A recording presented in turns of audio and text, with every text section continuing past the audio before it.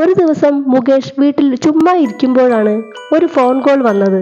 Mukesh hello എന്ന് ചോദിച്ചപ്പോൾ അപ്പുറത്തുനിന്ന് ഒരു പെൺകുട്ടിയുടെ സൗണ്ടാണ് കേട്ടത്. ഹലോ, ഇത് മുകേഷിന്റെ നമ്പർ ആണോ എന്നാണ് ആ പെൺകുട്ടി ചോദിച്ചത്. അപ്പോൾ മുകേഷ് പറഞ്ഞു, അതെ, നിങ്ങൾ ആരാണ്? അതേസമയം ആ പെൺകുട്ടി അടുത്തുള്ള ആരോടോ പറയുന്നത് കേട്ടു. അതെ അതെ, ഇത് മുകേഷിന്റെ നമ്പർ തന്നെ. അപ്പോൾ ആ പെൺകുട്ടി പറഞ്ഞു, ഇത് മുകേഷിന്റെ നമ്പർ ആണെന്ന് പറഞ്ഞ് ഒരാൾ തന്നതാണ്. അപ്പോൾ അത് സത്യമാണോ എന്നറിയാൻ ഞങ്ങൾ വിളിച്ചു നോക്കിയതാ. ഇതിനു മുൻപ് മറ്റൊരു നടന്റെ നമ്പർ തന്നിരുന്നു, പക്ഷേ അതിൽ വിളിച്ചു നോക്കിയപ്പോൾ ആരെയും കിട്ടില്ല. അന്ന് ഞങ്ങൾ പറ്റിക്കപ്പെട്ടു. അപ്പൊ ഇന്നും അതുപോലെ ആണോ എന്നറിയാനാണ് ഞങ്ങൾ നേരിട്ട് പേര് ചോദിച്ചത്. അപ്പോൾ മുകേഷ് ചോദിച്ചു, ആരാണ് എന്റെ നമ്പർ നിങ്ങൾക്ക് തന്നത്? അപ്പോൾ ആ പെൺകുട്ടി പറഞ്ഞു, സ്പിരിറ്റ് ആണെന്ന്. സ്പിരിറ്റ് എന്നൊന്നും ആർക്കും പേരിടില്ല, നിങ്ങൾ ശരിക്കും ചോദിച്ച് മനസ്സിലാക്കണ്ടേ എന്ന് മുകേഷ് പറഞ്ഞു. അല്ല ചേട്ടാ, ഇത് സ്പിരിറ്റ്, ആത്മാവ്. ഞങ്ങൾ ഓജോ ബോർഡ് കളിക്കുകയാണ്. അപ്പോഴാണ് ഒരാൾ വന്നത്. അപ്പോൾ ഞങ്ങൾ ചില നടന്മാരുടെ നമ്പർ ചോദിച്ചപ്പോൾ ഒന്ന് ചേട്ടന്റെ നമ്പറും ഒന്ന് കുഞ്ചാക്കോ ബോബന്റെ നമ്പറുമാണ് തന്നത്. കുഞ്ചാക്കോ ബോബന്റെ നമ്പർ കിട്ടിയില്ല. അപ്പോൾ മുകേഷ് ചോദിച്ചു, എന്റെ നമ്പർ നിങ്ങൾ ചോദിക്കാൻ എന്താ കാരണം? അപ്പോൾ ആ പെൺകുട്ടികൾ പറഞ്ഞു, ഞങ്ങൾ ഇന്നലെ വിസ്മയത്തുമ്പത്ത് എന്ന മലയാളം മൂവി ടിവിയിൽ കണ്ടിരുന്നു. അതുകൊണ്ടാണ് ഞങ്ങൾ ആ ഒരു സ്പിരിറ്റിനോട് താങ്കളുടെ നമ്പർ ചോദിക്കാൻ കാരണം. അപ്പോൾ ആ സ്പിരിറ്റ് പറഞ്ഞു, മുകേഷിനെ എനിക്ക് ഭയങ്കര ഇഷ്ടമാണ്, ഞാൻ മുകേഷിന് നമ്പർ തരാം.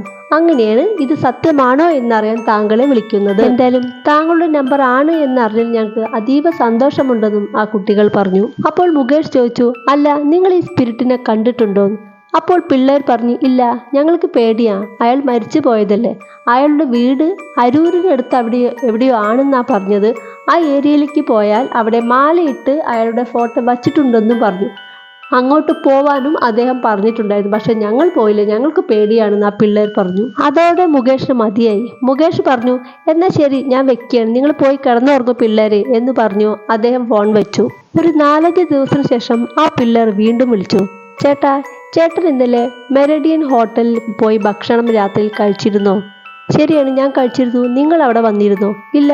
പിന്നെ നിങ്ങൾ എങ്ങനെയാണ് അറിഞ്ഞത്? ഞങ്ങളോട് സ്പിരിറ്റ് പറഞ്ഞതാണെന്ന് പറഞ്ഞു. ഈ ഒരു ഹോട്ടൽ അരൂരിനടുത്താണല്ലോ, അപ്പോൾ സ്പിരിറ്റിന് വരാൻ സുഖമാണല്ലോ. ഒരു നിമിഷം നേരത്തേക്ക് മുകേഷ് ആകെ സൈലന്റായി. എന്നാൽ ഇനി ഞാൻ വെക്കുകയാണ്, മുകേഷ് പറഞ്ഞു. ഇനി മേലിൽ സ്പിരിറ്റ് എന്ന് പറഞ്ഞ് എന്നെ വിളിച്ചേക്കരുത്. ഞാനിവിടെ 2 ആഴ്ച സ്ഥലത്തുണ്ടാവില്ല. എന്നാൽ ശരി, വെക്കട്ടെ എന്ന് പറഞ്ഞു. അപ്പോൾ പിള്ളേർ ചോദിച്ചു, സാറ് 2 ആഴ്ചത്തേക്ക് എവിടേക്കാണ് പോകുന്നതെന്ന്?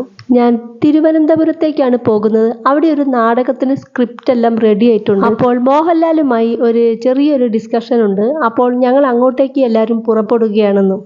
എന്നാൽ നമുക്ക് പിന്നീട് എപ്പോഴെങ്കിലും സംസാരിക്കാം എന്ന് പറഞ്ഞു മുകേഷ് ഫോൺ കട്ട് ചെയ്തു. ഒരു 10 മിനിറ്റിന് ശേഷം ആ പിള്ളേർ വീണ്ടും വിളിച്ചു, ചേട്ടന്റെ കൂടെ നാളെ സ്പിരിറ്റും വരുന്നുണ്ടെന്ന് പറഞ്ഞു. മുകേഷ് ഞെട്ടിപ്പോയി. സ്പിരിറ്റോ? എൻ്റെ കൂടെ? എന്തിന്? എൻ്റെ കൂടെ അങ്ങനെ ആരും വരണ്ട എന്ന് പറഞ്ഞു. അപ്പോൾ ആ പിള്ളേർ പറഞ്ഞു, ചേട്ടൻ പേടിക്കണ്ട, സ്പിരിറ്റ് ഒന്നും ചെയ്യില്ല, അത് അവിടെ എങ്ങാനും മൂലയിൽ ഇരുന്നോളും. എന്തിനാണ് എൻ്റെ കൂടെ സ്പിരിറ്റ് വരുന്നത്? അത് പിന്നെ ചേട്ടാ മോഹൻലാലിനെ കാണാനാണ് എന്ന് പറഞ്ഞു. അങ്ങനെ പിറ്റേ ദിവസം മുകേഷ് ട്രിവാൻഡ്രത്തേക്ക് പോയി. മടക്കം രാത്രിയിലാണ് തിരിച്ചു വന്നത്. അങ്ങനെ അദ്ദേഹം വീട്ടിലെത്തിയ നേരം തന്നെ ആ പിള്ളേർ വിളിച്ചു. അപ്പോൾ മുകേഷ് ചിന്തിച്ചു, ഞാൻ വരുന്നതും പോകുന്നതും എല്ലാം ഈ പിള്ളേരെ ആരോ അറിയിക്കുന്നുണ്ട്, അല്ലാതെ എങ്ങനെ അറിയാനാണ്? ആ ഒരു നിമിഷം അദ്ദേഹം ചോദിച്ചു, നീ എങ്ങനെയാണ് ഞാനിവിടെ എത്തുന്നതും പോകുന്നതും അറിയുന്നത്? ഞങ്ങളോട് സ്പിരിറ്റ് പറഞ്ഞാണെന്ന് പറഞ്ഞു ആ പിള്ളേർ. സ്പിരിറ്റ് മുകേഷിനോട് ഒരു താങ്ക്സ് പറയാൻ പറഞ്ഞു എന്ന് പറഞ്ഞു. കാരണം പോകുമ്പോഴും വരുമ്പോഴും ആ കാറിൻ്റെ ഉള്ളിൽ സ്പിരിറ്റും ഉണ്ടായതെന്ന് പറയാൻ പറഞ്ഞു. നിങ്ങളൊരു നല്ല മനുഷ്യനാണ് അല്ലേ എന്ന് ആ പിള്ളേർ ചോദിച്ചു. അപ്പോൾ മുകേഷ് പറഞ്ഞു, ഞാൻ നല്ല മനുഷ്യനാണ് നിങ്ങൾക്ക് എങ്ങനെ അറിയാം? നമ്മളിതിന് മുന്നേ കണ്ടിട്ടൊന്നുമില്ലല്ലോ. അപ്പോൾ ആ പിള്ളേർ പറഞ്ഞു, ഇന്നലെ പോകുമ്പോഴും വരുമ്പോഴും സ്പിരിറ്റ് നിങ്ങളുടെ കാറിൻ്റെ അകത്ത് തന്നെ ഉണ്ടായിരുന്നു. ഇന്നലെ ഉടനീളം മോഹൻലാലിനോട് നിങ്ങൾ സംസാരിച്ചത് മുഴുവൻ ആ ഒരു നാടകത്തെക്കുറിച്ച് മാത്രമായിരുന്നല്ലോ, സ്പിരിറ്റിനെ കുറിച്ച് ഒന്നും പറഞ്ഞില്ലല്ലോ. അതിനാണ് താങ്ക്സ് പറയാൻ പറഞ്ഞതെന്ന് ആ പിള്ളേർ മുകേഷിനോട് പറഞ്ഞു. മാത്രമല്ല, ഒരു സംശയം ചേട്ടനോട് ചോദിക്കാനുണ്ട്. ശരി, പെട്ടെന്ന് ചോദിച്ചു തലക്കി, മുകേഷ് പറഞ്ഞു.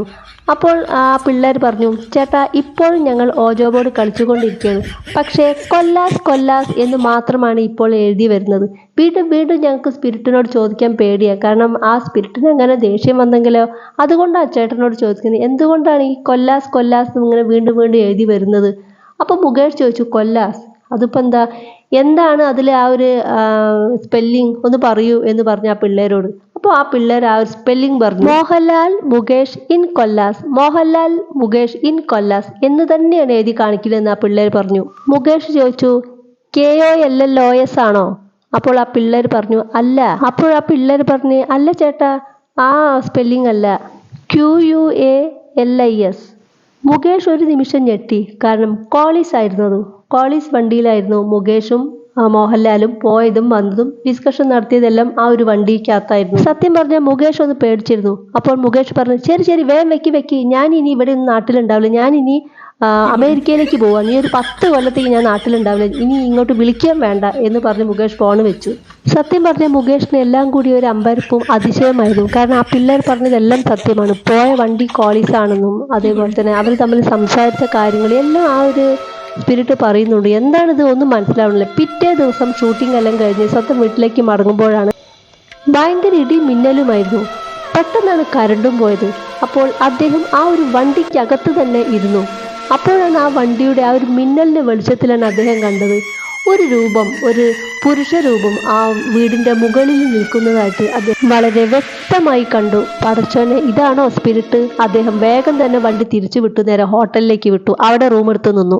തിരിച്ച് നേരെ വൈറ്റ് ഫോർട്ട് ഹോട്ടലിൽ പോയി റൂം എടുത്ത് കിടന്നു.